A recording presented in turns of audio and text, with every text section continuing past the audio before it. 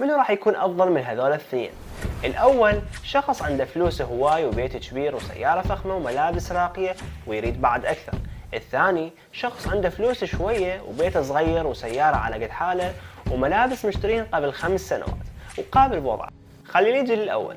صح عنده عيشة ممتازة ويرغب بأن يكون أفضل دائما وحاط سقف عالي لطموحاته، ولكن قد يتحول هذا الطموح إلى جشع بحيث يكون هذا الشخص طامع باقتناء الكثير من الأشياء وما يريد الأفضل لغيره.